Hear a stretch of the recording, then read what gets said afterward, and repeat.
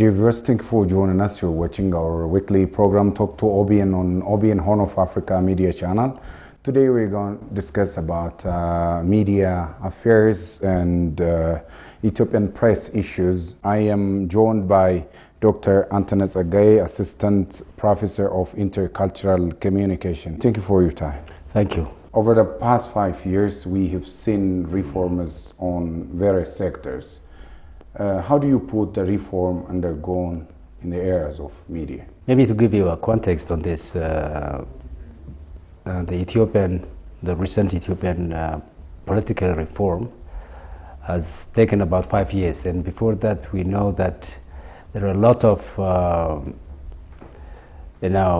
movements around the country in terms of protesting, and the social media took the lion's share of the whole process in the media or reform or in the process of the political reform in the country in general. Since 2000,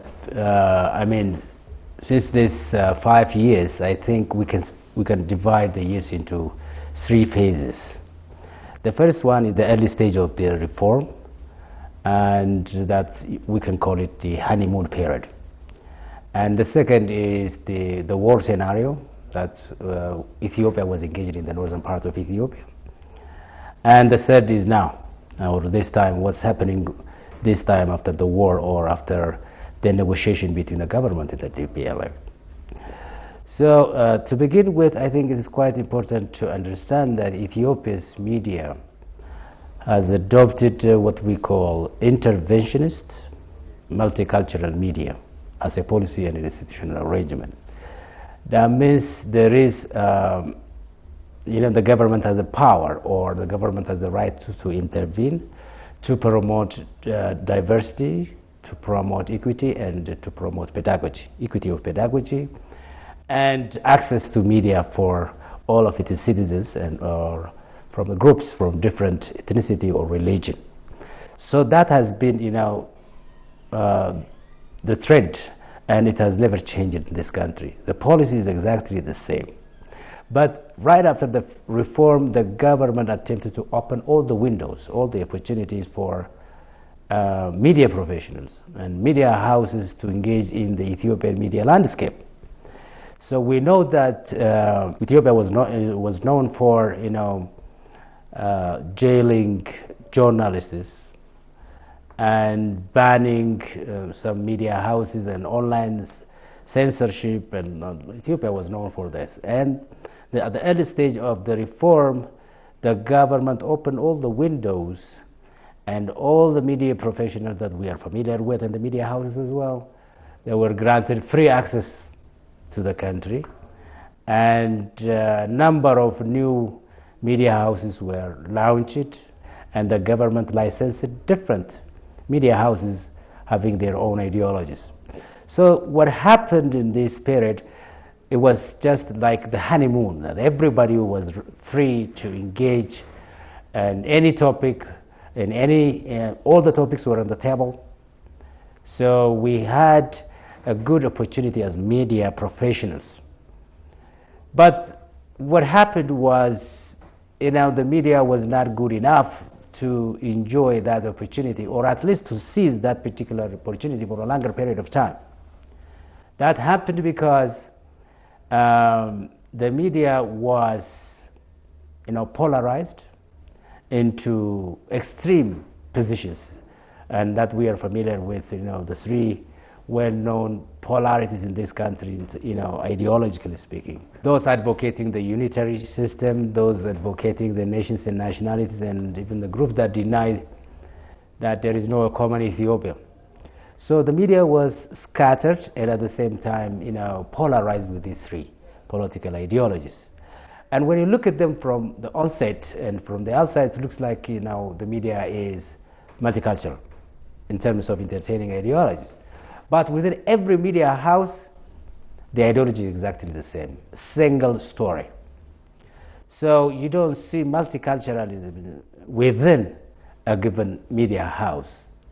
So contrary to the intention that all the journalists were jailed, imprisoned, and left the country because of the quest for freedom of expression, freedom of speech, and freedom of the media, But what happened is once they were given the chance to open whatever channel, then what is disgusting is within the media house, we were not able to see diversity.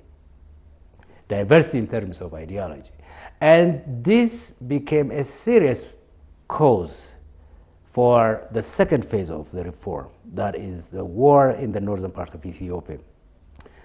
Because the media failed in this country, the media failed to craft a common ground by which journalists from different ideological orientations can get together and discuss on issues of common matter.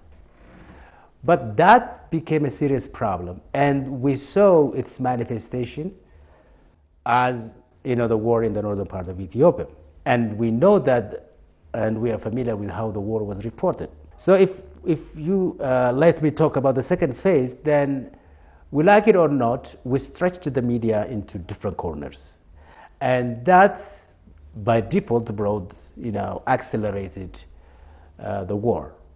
So there were misinformation, disinformation, and, hate speech used by the main media as well, not only the social media, but people talk about the social media alone. No, the two of them have their own responsibilities in fueling the war.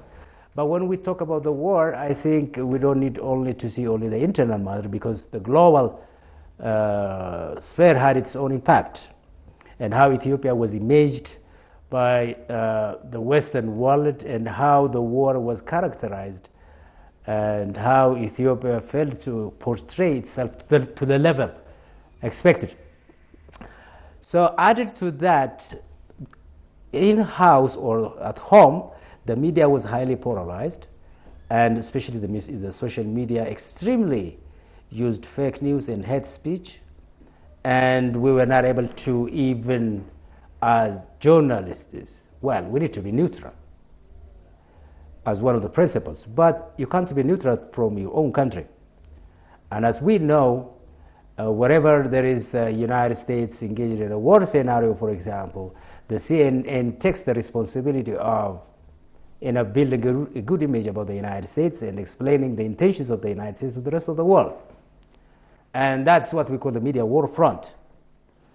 But in our case, our media, I know there are pleasant efforts done, but we were not successful, for example, to portray our own image to the rest of the world, especially to the powers, the Western powers that influence in decision-making process that impact Ethiopia.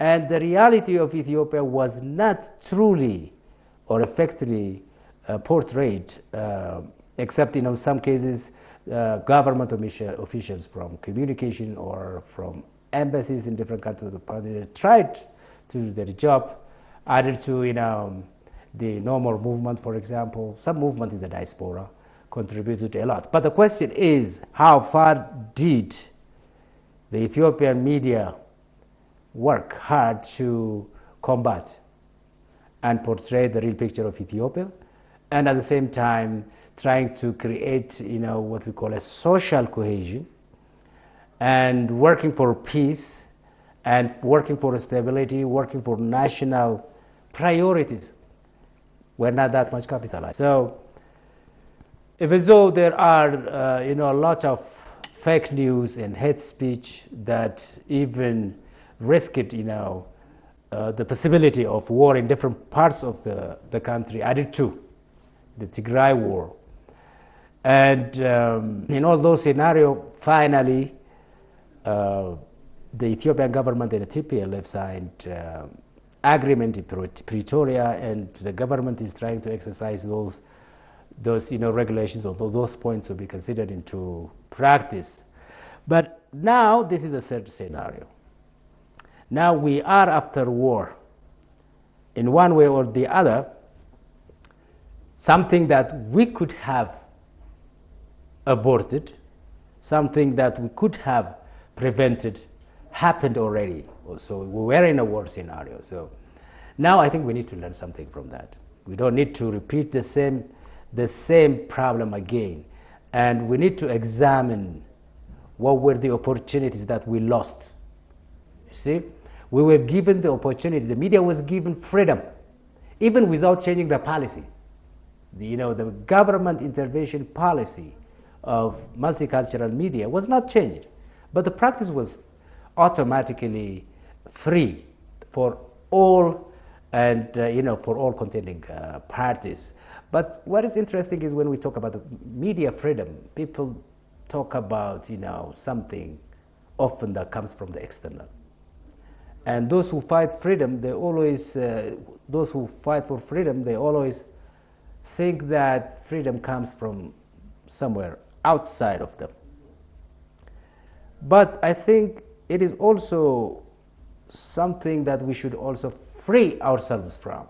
That means from our own prejudice, from our own perceptions, from our own discrimination strategies. For example, what surprised me is I remember that all the media houses were opened, and then some media started to go one against the other. And then they even recommended the other media to be banned. So when you hear about that, it's very pity, because they all were banned from this country and they were given the opportunity to work together. That's one funny story. And the other interesting is the professionals, journalists, where especially those working for the government or the public media, and they were exercising, before the reform, they were exercising self-censorship, or they used to be told to cut this and to paste that part of the report. So now the floor is free, but the problem is people are still addicted to self-censorship.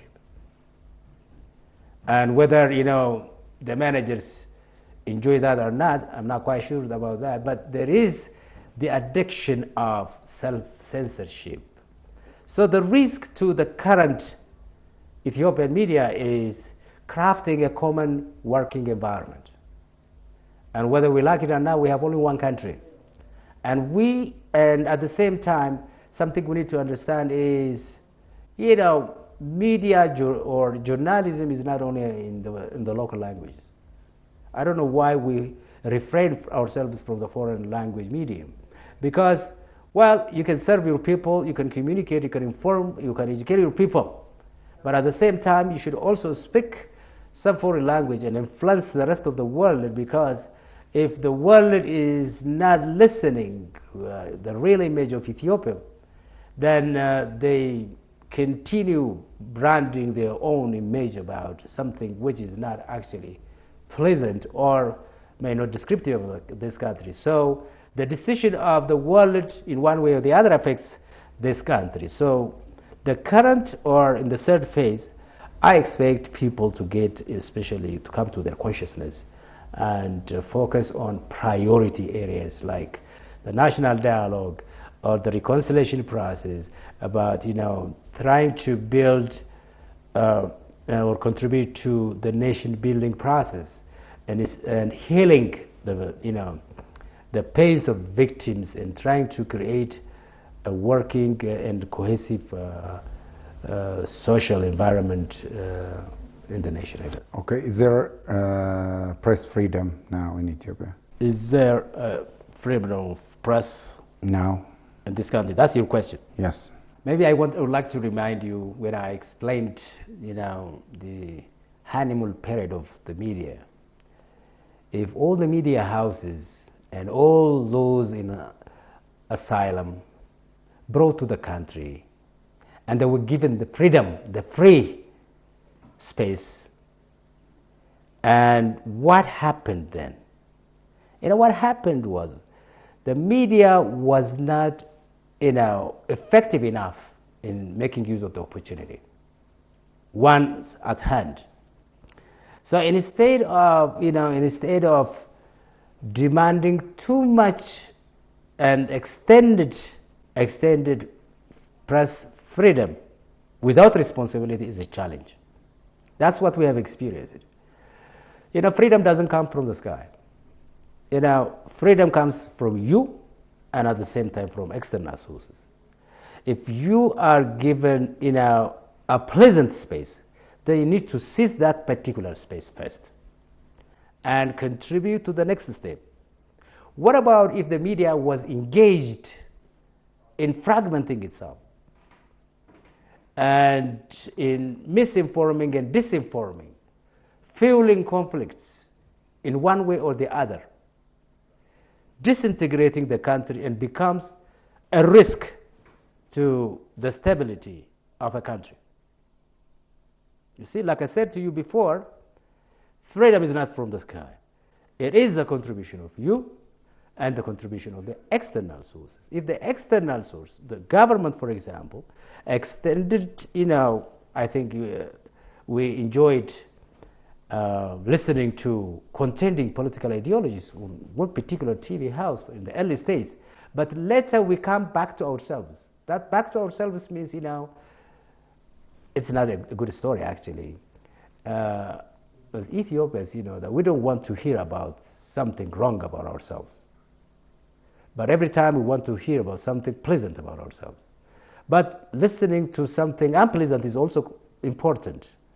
So when you talk about media multiculturalism, it's all about entertaining different ideologies. In the old time, before the reform, the government didn't give any chance to enjoy that freedom. And after the reform, I think it was we, in different media houses. And maybe to answer yes and no, there is freedom of press, there is freedom of speech in this country. But my fear is how far that responsibility is shared. Excellent. Let me proceed to the very scientific concept of press freedom. Some people think that press freedom is expressing thoughts, ideas, opinions, ideologies without any boundaries, without any red line. From journalistic perspective, what does it mean by press freedom, and to what extent would a certain journalist or whatever should express his thoughts or her thoughts? Yeah. When people ask me such a question, I usually get, surprised in one way or the other.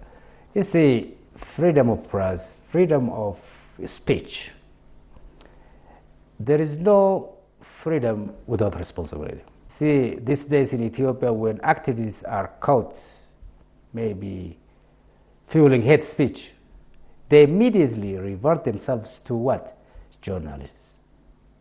Now we are confused between activism and journalism. It is sometimes, it's where you just, hide yourself. Freedom in the first place doesn't come from the external sources only.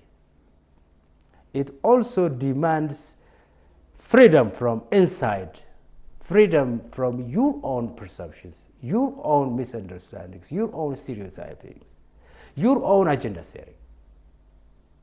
You see, when you talk about freedom of press, then there is what we call neutrality in journalism, You need to be neutral, independent, and you need to, avoid this kind of what we call the opinion journalism.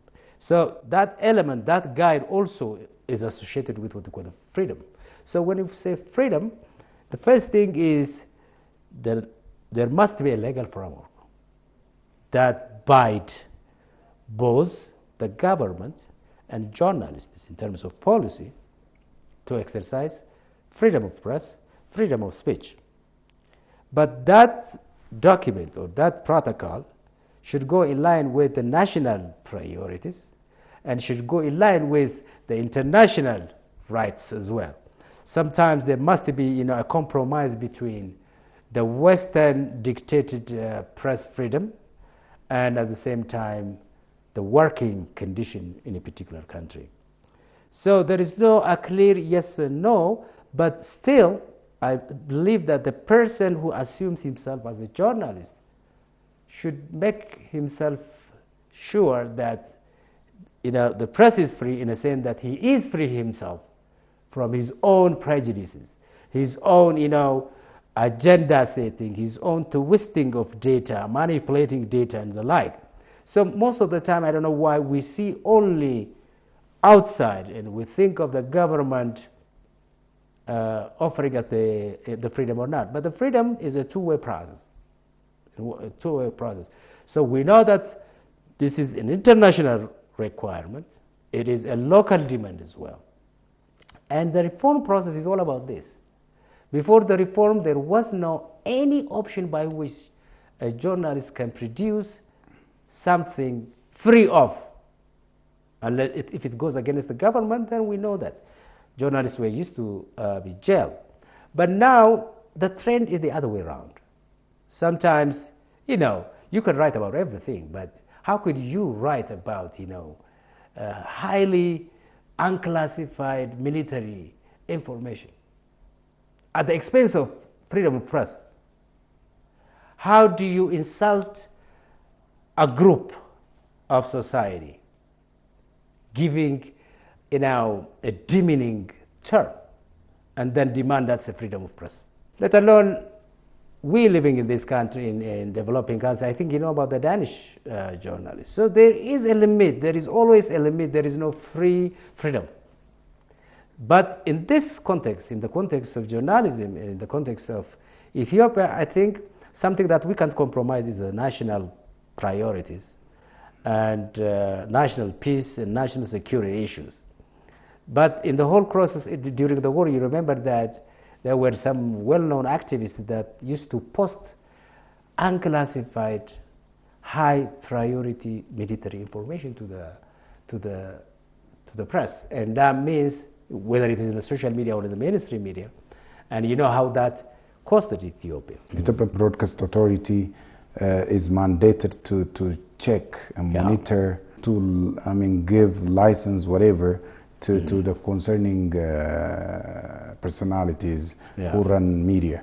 When we come to this social media and other mainstream media, it's very tough for them to control this social media, I guess, because social media, including this YouTube, other platforms are mushrooming in a very alarming rate. In what way should authorities, broadcast authority, manage this situation? Well, this is a very good question to ask. The first thing is, do we have a social media in the first place? Or what is that social media used for? In the Western world, the social media was very important because they live individualistic life, and you know about the temperature, the weather condition, and life is always being alone. That kind of social media, it's an attempt to create a cohesive society, an attempt to empower the public, communities, engagement in communicating one another and building themselves, self-build, and at the same time, the contents are highly social. It could be about health issue. It could be about, let's say, if certain group of people having a particular disease can have a Telegram group so that they can help each other. It could be a kind of counseling to one another. And the same is true in learning some skills like cooking, hairdressing. These are the contents of most of the social medias in the Western world. When you come to Ethiopia, to your surprise, more than 85% of the media content in the social media is political. More than 85%, followed by religion.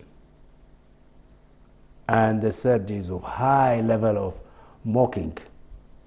And after all, it is a very irresponsible media. You see, what do you see here? Even the content of the social media that we have is not social. And the platform is not in harmony with our culture. And we have our own social, as I think we are highly social.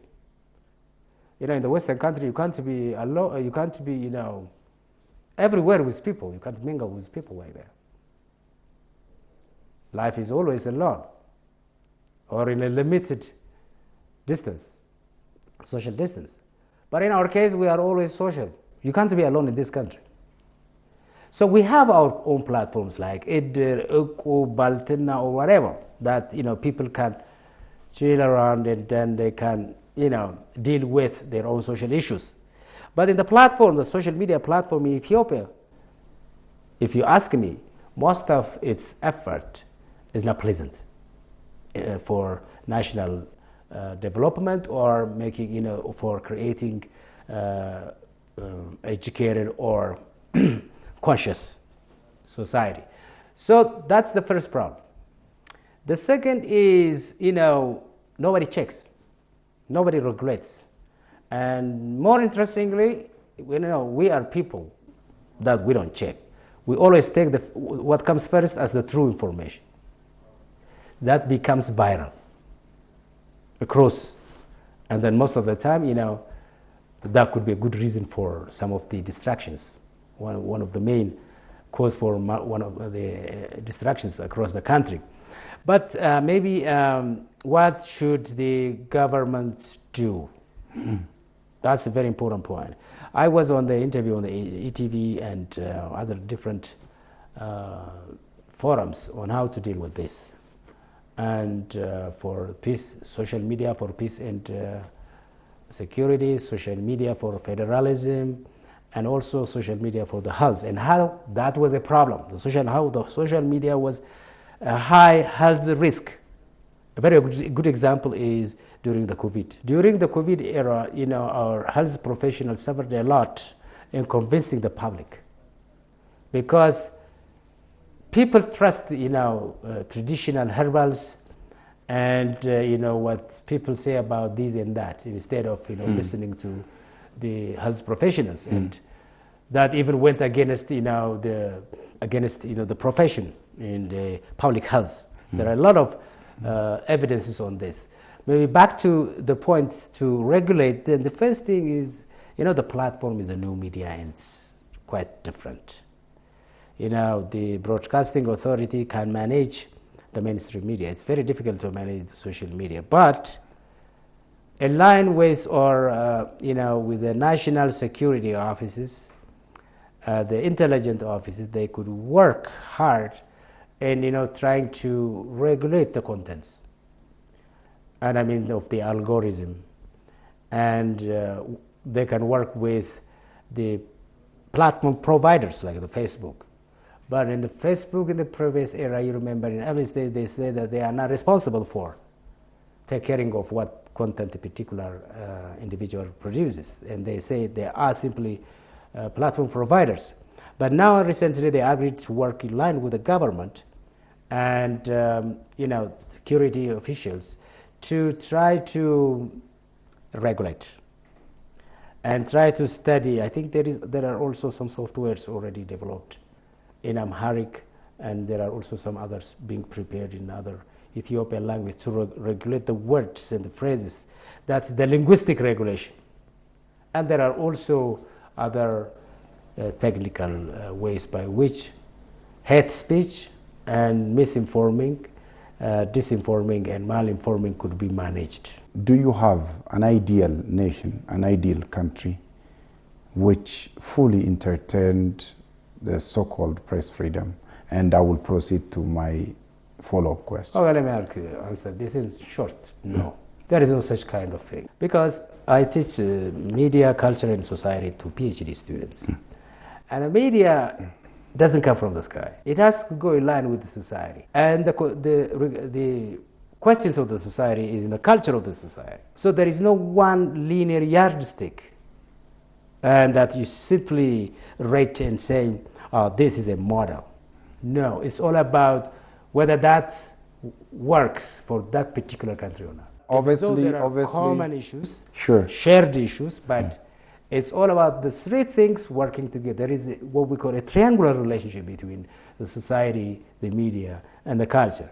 The media is the platform by which the content of the society, and which is actually the culture, should be portrayed. And when we talk about culture, in this case, it's about the software of the mind or the software of the society. It's not about the dancing and singing things. So it's all about whether that level of freedom, for example, there is a power distance between, individuals in a community, but that is different. Let's say there is a high power distance society. In a high power distance society, for example, the media is the same. There is too much respect for the distance, the hierarchy. But there are a low distance society, power distance society. That means that the liberal society, there is a limited difference between the boss and the employees, limited distance. So taking that into the Ethiopian context, for example, may not work. But for what particular country, there is always something that you should synchronize. The principles, the freedoms, all the freedoms should be contextualized and at the same time synchronized with the culture of that particular group. And I often call that, a media war front. I was on the war front, I can say, with respect to media, because media is one of the war fronts. Sure. So that's why. Why do we simply ask about freedom of press, in a country that you may not have, if that is distracted or affected in one or the other way. So okay. I appreciate if we come to our consciousness, come back to ourselves and thinking about the priorities. Thank you very much. Countries at this square. Dr. Anteneh Tsegaye, thank you for your time. Thank you for... Dear viewers, this brings you the end of our edition for today. See you next time with another episode. Bye-bye. Take care.